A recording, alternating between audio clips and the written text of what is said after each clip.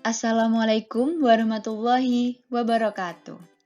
Hai Sobat Hebat Masa Surba, kembali lagi di kanal YouTube MTS Surya Buana Malang. Kali ini dengan Bu Fika Agenia Rahma pada mata pelajaran Bahasa Indonesia kelas 7 semester 2. Nah, anak-anak, sebelum mengawali pembelajaran pada hari ini, mari kita bersama-sama membaca ikrar terlebih dahulu. A'udzu billahi minasyaitonir rajim. Bismillahirrahmanirrahim. Asyhadu an la ilaha illallah wa asyhadu anna Muhammadar Rasulullah.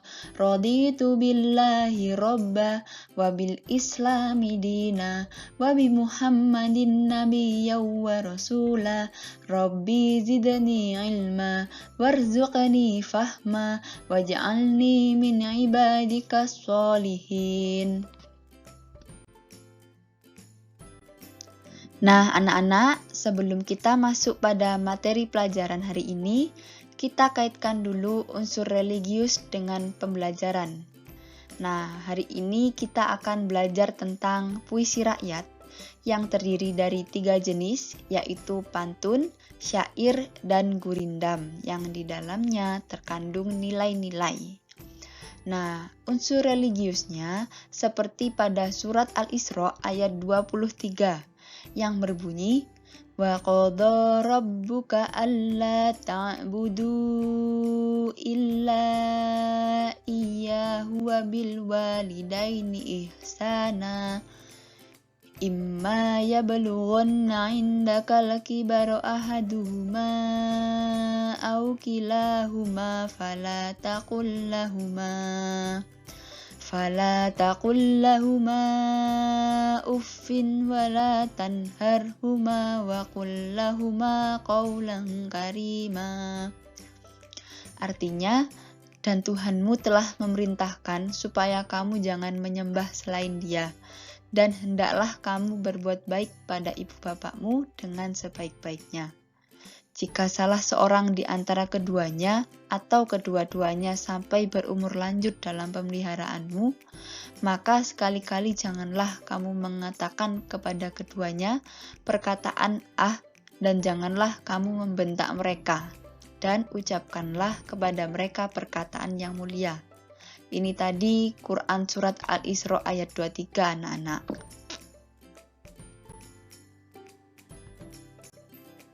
Nah, anak-anak, sebelum menjelaskan materinya, Bu Fika mau menyampaikan dulu kompetensi dasarnya, yakni mengidentifikasi informasi, pesan, rima, dan pilihan kata dari puisi rakyat, pantun, syair, dan bentuk puisi rakyat setempat yang dibaca dan didengar.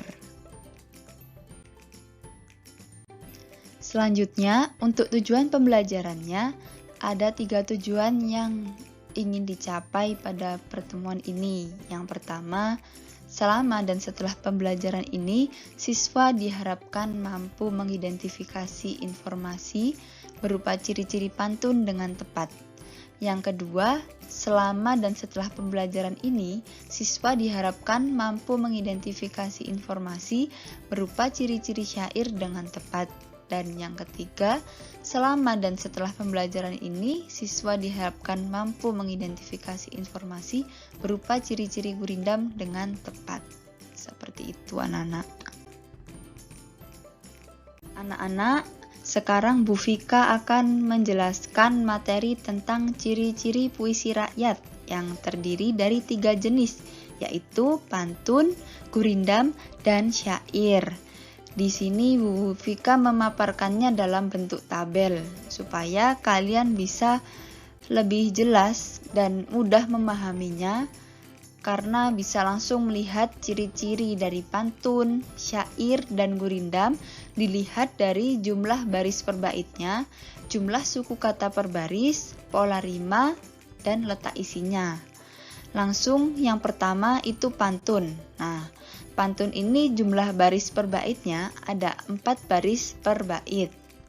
Jumlah suku katanya ada 8-12 suku kata per barisnya. Kemudian pola rimanya bersajak ABAB sesuai dengan panduan yang ada di buku paket. Kemudian letak isi pantun itu baris pertama dan kedua berupa sampiran atau pengantar. Kemudian baris ketiga dan keempat itu berupa isi. Nah, itu tadi penjelasan ciri-ciri pantun. Selanjutnya, ciri-ciri dari syair. Yang pertama, jumlah baris per baitnya. Syair ada 4 baris per baitnya. Kemudian jumlah suku katanya itu ada 8 sampai 14 suku kata. Kalau pola rimanya itu bersajak AAAA, berbeda dengan pantun yang bersajak ABAB. Jadi syair ini pola rimanya sama, AAAA, dalam 4 baris. Kemudian letak isinya, syair ini semua barisnya adalah isi. Seperti itu anak-anak. Kemudian yang ketiga ada gurindam. Nah, gurindam ini jumlah baris per baitnya itu ada 2 baris per bait dengan jumlah suku kata per barisnya ada 10 sampai 14 suku kata. Gurindam ini pola rimanya bersajak AA, BB, CC dan seterusnya. Nah, gurindam ini letak isinya di baris pertama dan kedua itu semuanya berupa isi. Nah, perbedaannya apa? Perbedaannya kalau di baris pertama itu berisi soal, masalah, atau perjanjian. Sedangkan pada baris kedua berisi jawaban atau akibat dari suatu permasalahan pada baris pertama. Seperti itu anak-anak. Bisa dipahami ya? Semoga bisa dipahami. Vika jelaskan tentang ciri-ciri pantun, syair, dan gurindam pada tabel sebelumnya. Sekarang Bu Vika akan mengajak anak-anak untuk mengidentifikasi ciri-ciri pantun dari contoh pantun berikut ini.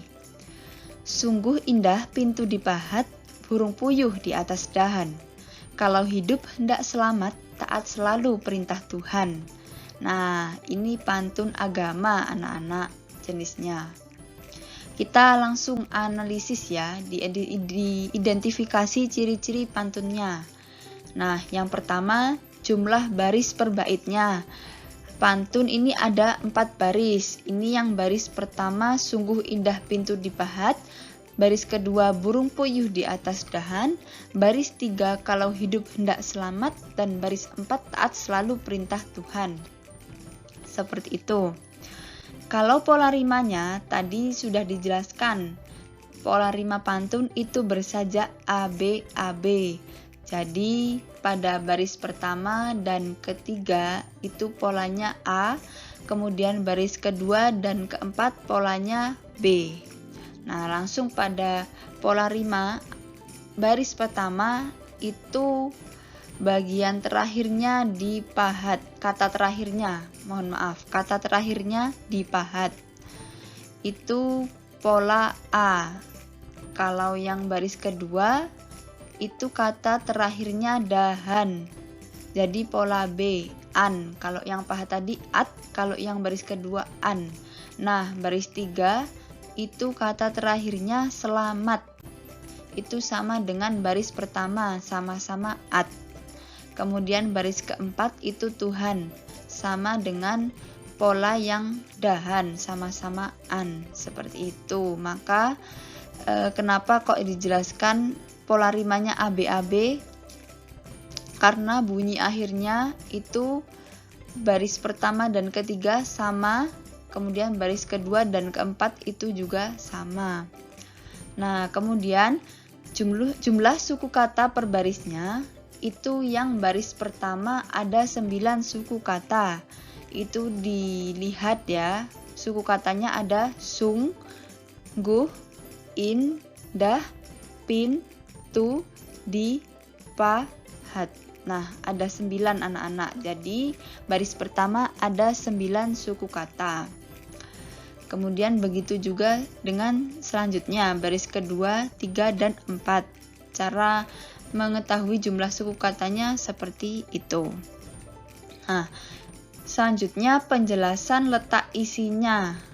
Nah, kalau pantun ini tadi sudah dijelaskan, baris pertama dan kedua adalah sampiran atau pengantar. Jadi tidak ada kaitannya dengan bagian isi yang ada di baris ketiga dan keempat. Nah, sampiran dari pantun ini itu ada baris pertama dan baris kedua, yaitu sungguh indah pintu dibahat, burung puyuh di atas dahan.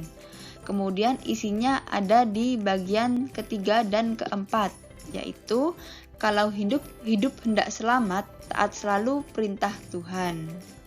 Nah, seperti itu anak-anak. Nah, anak-anak, selanjutnya kita akan mengidentifikasi ciri-ciri syair. Nah, perhatikan syair berikut ini anak-anak. Inilah gerangan suatu madah, mengarangkan syair terlalu indah. Membatuli jalan tempat berpindah, di sanalah iktikat diperbatuli sudah. Nah, ini jumlah baris per baitnya ada 4 baris ya anak-anak. Kemudian pola rimanya. Nah, kalau yang di pantun tadi pola rimanya ABAB, tapi kalau di syair pola rimanya AA. Dilihat dari bunyi akhir, tiap barisnya itu sama. Sehingga polanya AA. Kita lihat bersama pada baris pertama itu kata terakhirnya madah. Nah, bunyi akhirnya itu dah. Baris kedua itu indah. Nah, bunyi akhirnya yang sama dengan baris pertama itu dah juga. Begitupun baris ketiga itu berpindah dan baris keempat itu sudah, sama-sama berbunyi akhir sama keempat baris tersebut. Bunyi akhirnya itu dah semua, sehingga itu disebut pola AA karena polanya sama, seperti itu. Yang selanjutnya itu jumlah suku kata per baris dari syair. Itu tadi jumlah suku katanya berkisar antara 8 sampai 14 suku kata. Nah, contohnya baris pertama itu ada 11 suku kata. Kita hitung ya. I, ni, lah, ge, ra, ngan, su, wa, tu, ma, dah. Nah, itu ada 11 suku kata. Seperti itu anak-anak. Selanjutnya, penjelasan letak isinya. Kalau pantun tadi di baris pertama dan kedua berisi sampiran, dan baris ketiga serta keempat itu berupa isi. Kalau syair ini semuanya berupa isi anak-anak. Jadi baris pertama sampai keempat itu berupa isi.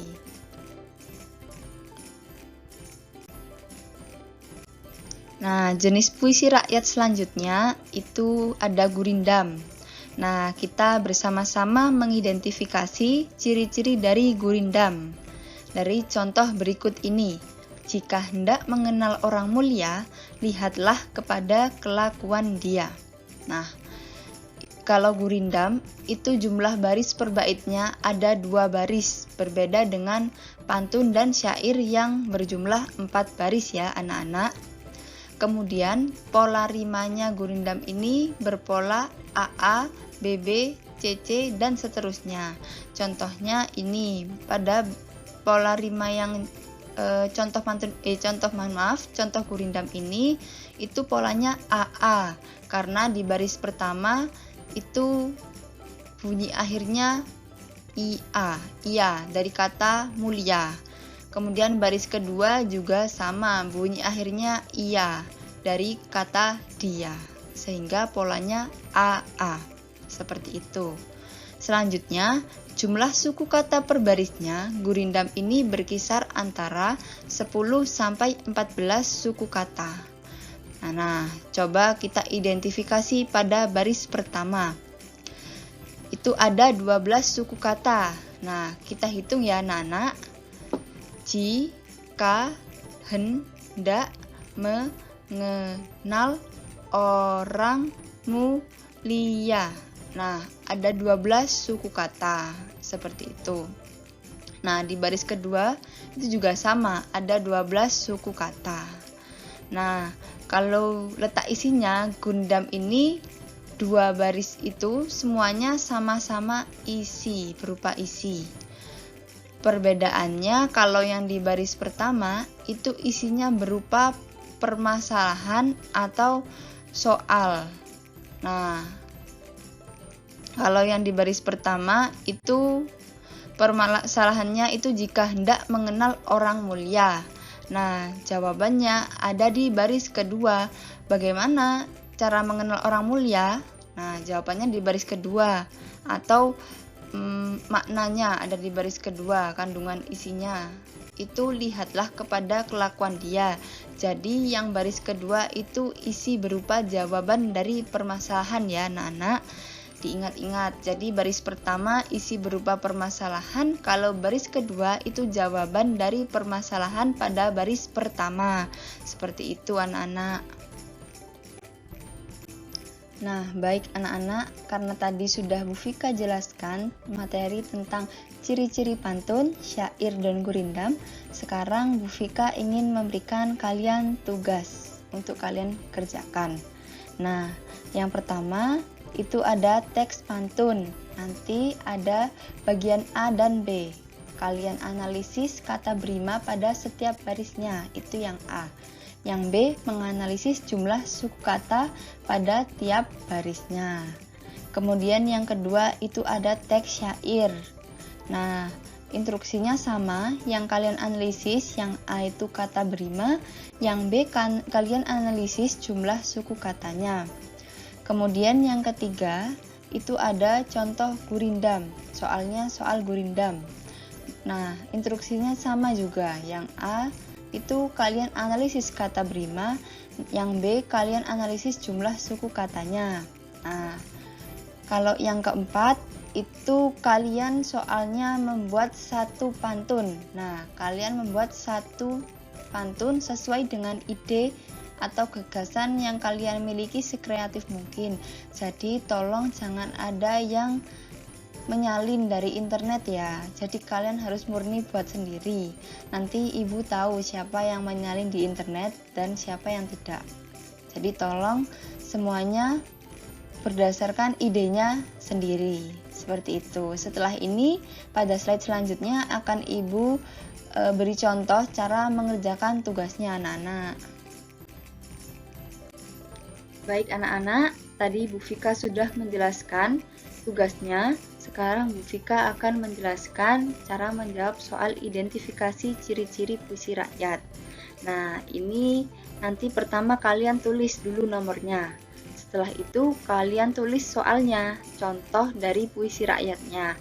Nah, ini Bu Vika memberi contoh gurindam. Apabila dengki sudah bertanah, datanglah darinya beberapa anak panah. Nah, setelah kalian tulis soalnya, kalian tulis bagian A terlebih dahulu.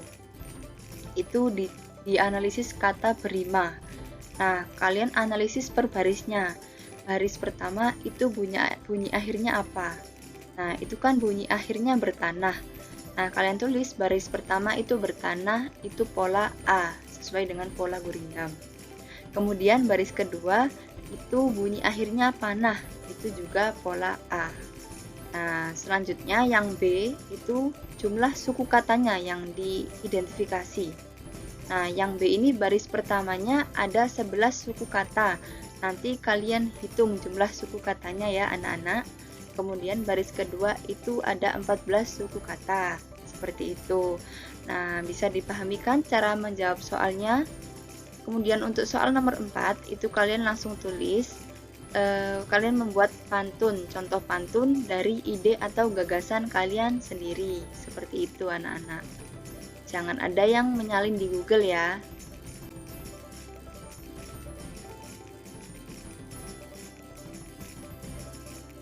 Oke anak-anak, tadi Bu Vika sudah menjelaskan materi pembelajaran hari ini tentang puisi rakyat. Kemudian Bu Vika juga sudah memberikan tugas. Nah, kesimpulannya hari ini kita belajar tentang identifikasi ciri-ciri puisi rakyat, yaitu pantun, syair, dan gurindam.